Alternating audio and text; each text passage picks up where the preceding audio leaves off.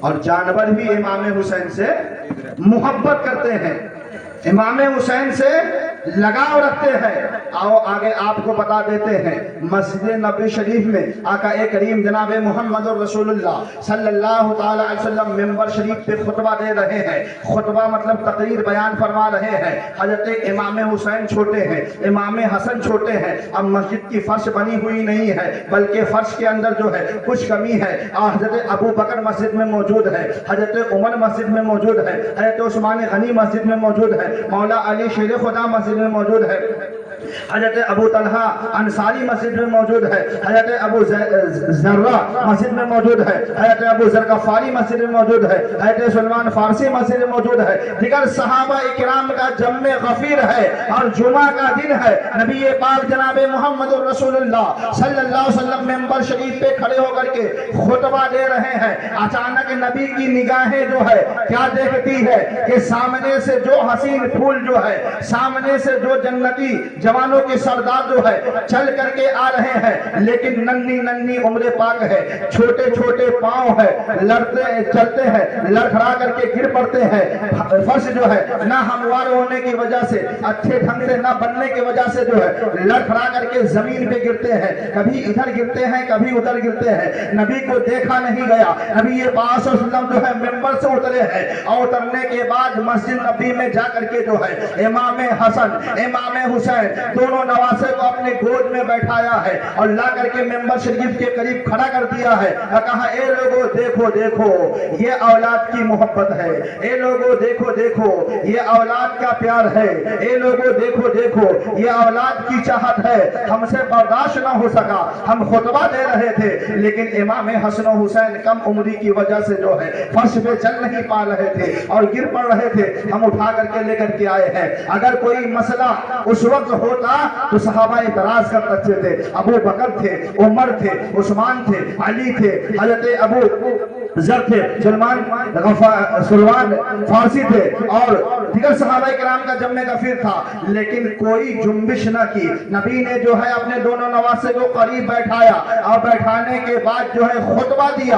خطبہ دینے کے بعد امام حسن امام حسین مصلی کے قریب ہے، نبی نے نماز جمعہ ادا فرمائی اور جمعہ کی نماز کے بعد نبی دونوں نواسے کو اپنے کاندھے پہ بیٹھا کر کے لے جاتے ہیں۔ سبحان اللہ سبحان اللہ، کیا شان ہے امام حسن و حسین کی، کیا ادا ہے امام حسن و حسین کی، کیا محبت ہے امام حسن و حسین کی۔ آقا کریم صلی اللہ علیہ وسلم جو ہے جمعہ کی نماز کے بعد جو ہے داہنے کاندھے پر آقا حسن کو بیٹھاتے ہیں، بائیں کاندھے پہ آقا حسین کو بیٹھاتے ہیں۔ اب مسجد نبوی سے باہر نکلتے ہیں، جیسے ہی باہر نکلتے ہیں آقا حسن ارشاد فرماتے ہیں نانا جان سواری بڑی اچھی ہے، نانا جان سواری بڑی پیاری ہے۔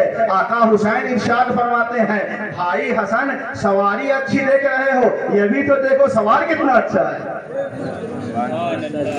سواری جب اتنی اچھی ہے تو سوار کتنا اچھا ہے۔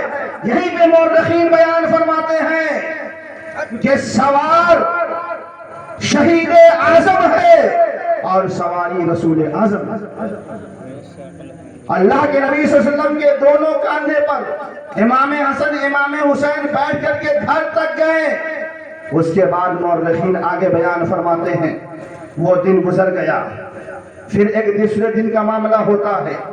فضیلت حسین بتاتے چلوں تاکہ ذہن میں امام حسین کا بچپن بھی رہے، ذہن میں امام حسین کی جوانی بھی رہے اور ذہن میں امام حسین کا بڑھاپا بھی رہے اور ذہن میں امام حسین کا آخری سجدہ بھی رہے۔ برادران اسلام، ایک سجدہ جسے آج ہم آپ سبھی مورخین جو ہے اسے اپنی کتابوں میں تحریر فرماتے ہیں، محدثین جو ہے تفسیر سے اسے بیان فرماتے ہیں، عالم دین جو ہے اپنی تقریروں میں بتاتے ہیں اور مصنفین جو ہے اپنی کتابوں میں تحریر کرتے ہیں۔ اور اس واقعے کو ہم بتاتے ہیں، اس واقعے کے تحت جو ہے پہلے میں نے ایک شعر پڑھا تھا اس نواسے پر محمد مصطفیٰ کو ناز ہے، اس نواسے پر محمد مصطفیٰ کو ناز ہے، اس کے پر علی شیر خدا کو ناز ہے۔ اور سجدے تو سب نے کیے پر نیا انداز ہے، حسین تم نے وہ سجدہ کیا جس پر خدا کو ناز ہے۔ اب سجدے کی بات آ رہی ہے، امام حسین کی عبادت و ریاضت کی بات آ رہی ہے، لیکن ابھی امام حسین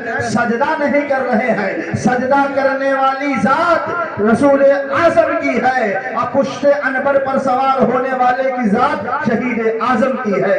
امام حسین رضی اللہ تعالی عنہ جو ہے، آقا کریم صلی اللہ علیہ وسلم جو ہے مسجد نبوی میں ظہر کی نماز کی امامت فرما رہے ہیں۔ اب 4 رکعت والی نماز ہوتی ہے، اور آپ بات سمجھیں گے، اگر نماز میں بچے ہمارے اوپر آ جائے تو آج ہم آپ بچے کو ڈانٹ کے بھگا دیں گے، ہمارے اوپر بچے نماز میں کوئی شرارت کرے تو ڈانٹ کے بھگا دیں گے، لیکن یہاں سے 3-4 مسئلے بھی حل ہوتے ہیں، اور ہم آپ کو بتا دیتے ہیں۔ کئی کتابوں میں مورخین نے جو ہے الگ الگ اندازوں میں لکھا ہے، مارکہ کربلا میں الگ انداز میں ہے، شام کربلا میں الگ انداز میں ہے، کربلا کا خونی منظر ہے اس میں الگ انداز میں ہے، قاتلان حسین کتاب ہے اس میں الگ انداز میں ہے، مدینے کا مسافر اس میں الگ انداز میں ہے، نقش کربلا اس میں الگ انداز میں ہے، داستان کربلا اس میں الگ انداز میں ہے، تفسیر الروح البیان اس میں الگ انداز میں ہے، امام نصفی فرماتے ہیں الگ انداز میں ہے، حضرت عبد الرحمن فرماتے ہیں الگ انداز میں ہے، لیکن میں وہ انداز فرماتا ہوں اور وہ انداز بتاتا ہوں جو کتابوں میں تو تحریر ہے، لیکن بیان کرنے والی ذات ابو بکر کی ہے، بیان کرنے والی ذات عمر کی ہے، بیان کرنے والی ذات حضرت عثمان ذو النورین کی ہے، بیان کرنے والی ذات مولا علی شیر خدا۔ بات تو کتابوں میں تحریر ہے، لیکن اس بات کو بولنے والی ذات کون ہے، اور وہ بات کس کے درمیان بولی جا رہی ہے، اس کو دیکھنا ہے ہمیں۔ بخاری شریف ہو، ترمذی شریف ہو، ابن ماجہ ہو، یہ ساری کتاب اماموں نے لے کر کے آئی ہے، لیکن ہمیں یہ دیکھنی ہے کہ بات کس کی ہے، بات کس کی جا رہی ہے۔ اللہ کے نبی صلی اللہ تعالی علیہ وآلہ وسلم ظہر کی نماز کے لیے امام بنے۔ مقتدی کون ہے؟ بعض الانبیاء بالتحقیق امیر المومنین ابی بکر صدیق ہے، عمر ابن خطاب ہے، عثمان ذو النورین ہے، فاتح خیبر ہے، ابو طلحہ ہے، حضرت زبیر ہے، عمار ہے، یاسر ہے، ابو ذر ہے، معاذ بن جبل ہے، دیگر صحابہ کرام مقتدی ہے۔ ظہر کی نماز کی بات ہو رہی ہے، نبی پاک صلی اللہ علیہ وسلم نے پہلی رکعت ادا فرما دی، کھڑے ہو گئے، دوسری رکعت میں سجدہ کیا، کھڑے ہو گئے، 2 رکعت نماز ادا ہو گئی، ظہر کی نماز 2 رکعت ادا ہو گئی، تیسری رکعت سے ہی معاملہ بنتا ہے۔ جیسے ہی تیسری رکعت میں نبی پاک جناب محمد الرسول اللہ صلی اللہ تعالی علیہ وآلہ وسلم حالت سجدہ میں ہوتے ہیں، مورخین یہاں سے بیان فرماتے ہیں کہ حجرہ فاطمہ سے، خاتون جنت کے گھر سے آقا حسین نکلتے ہیں اور جھومتے ہوئے مسجد نبی میں تشریف لے جاتے ہیں، نبی حالت رکوع میں ہے، صحابہ حالت رکوع میں ہے، امام حسین دونوں پاؤں کے درمیان سے جو ہے تشریف لے کر کے چلے جاتے ہیں، نبی کونین صلی اللہ علیہ وسلم حالت رکوع میں ہے، حالت رکوع کے حالت میں جو ہے امام حسین مصلی کے قریب پہنچ جاتے ہیں، اور جب اللہ کے نبی صلی اللہ علیہ وسلم جو ہے حالت رکوع سے کھڑے ہوتے ہیں اور امام حسین کھڑے ہو کر کے یہ منظر دیکھ رہے ہیں، جب نبی پاک صلی اللہ علیہ وسلم جو ہے حالت سجدہ میں، تیسری رکعت نماز ظہر ہے، حالت سجدہ میں نبی تشریف لے کر کے جاتے ہیں، یہ اللہ کی مصلحت بھی ہوتی ہے، امام حسین کی تربیت بھی ہوتی ہے، یہ حکم خداوندی بھی ہے، فرمان مصطفیٰ بھی ہے، اور یار تسبیح امام حسین بھی ہے۔ امام حسین رضی اللہ تعالی عنہ جو ہے نبی جب حالت سجدہ میں تیسری رکعت کے لیے جاتے ہیں، اچانک آپ پشت انور پر، پیش شریف پر جو ہے سوار ہو جاتے ہیں، اور سوار ہونے کے بعد جو ہے نبی کہہ رہے ہیں سبحان ربی الاعلی आला, सुभान रब्बियल आला। एक मर्तबा नबी ने कहा, दो मर्तबा नबी ने कहा, तीसरी मर्तबा नबी ने कहा।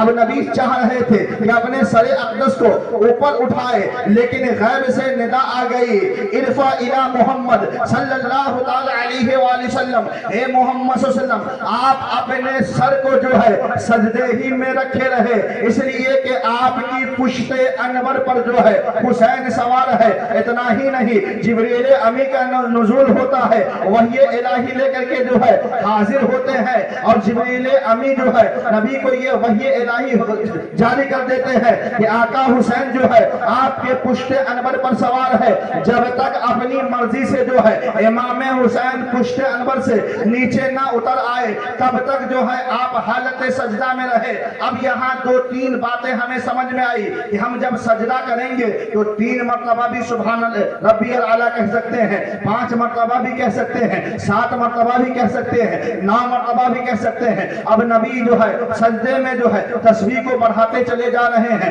9 हो गया, 11 हो गया, 15 हो गया, 17 हो गया, 21 हो गई, 24 हो गई, 27 हो गई, 30 हो गई। अब तादाद बढ़ती चली जा रही है। सहाबाए किराम भी हालत सजदा में है, इमामुल अंबिया भी हालत सजदा में है, सिद्दीक़ अकबर की सदाकत भी हालत सजदा में है, उमर इब्ने खत्ताब की अदालत भी हालत सजदा में है, उस्मान ज़ुन्नुरैन की सखावत भी हालत सजदा में है, मौला अली शेर खुदा की शुजाअत भी हालत सजदा में है, इमामुल अंबिया की नबुव्वत भी हालत सजदा में है। अब आका करीम सल्लल्लाहु हालत सजदा में रब की किबरियाई बयान फरमा रहे हैं, रब की हम्द व सना बयान फरमा रहे हैं। सुभान रब्बियल आला, सुभान रब्बियल आला, सुभान रब्बियल आला। मेरा रब वो है जो अर्श अजीम से आला है, मेरा रब वो है जो सबसे आला है। ये नबी पाक सल्लल्लाहु की नबूवत वाली ज़बान जो है इकरार करती चली जा रही है। मुअर्रिखीन बयान फरमाते हैं कि 70 मरतबा तस्बीह पढ़ ली गई है।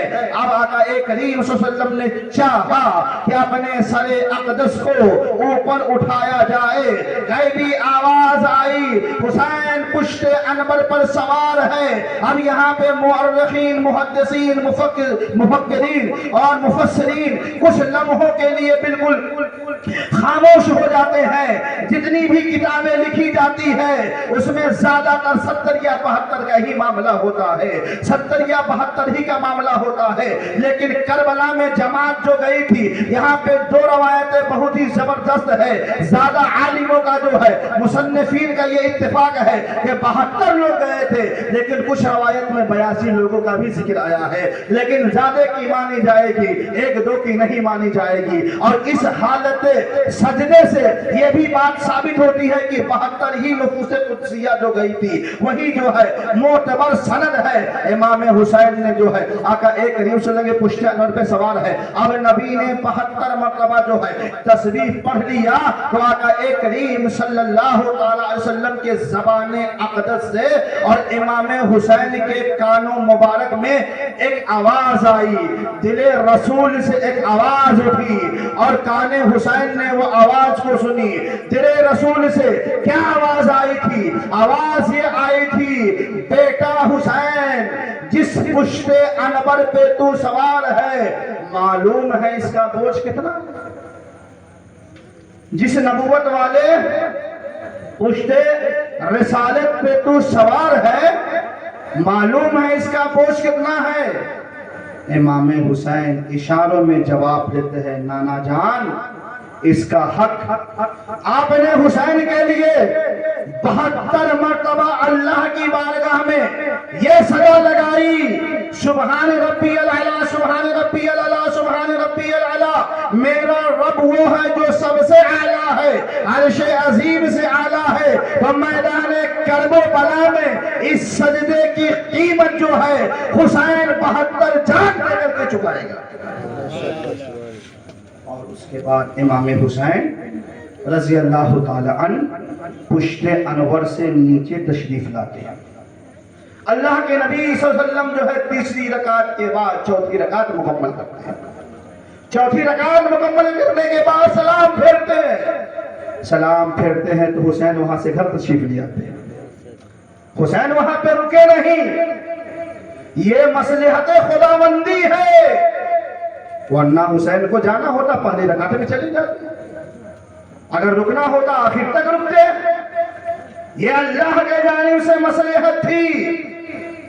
امام حسین گھر آئے، خاتون جنت کے گود میں بیٹھے۔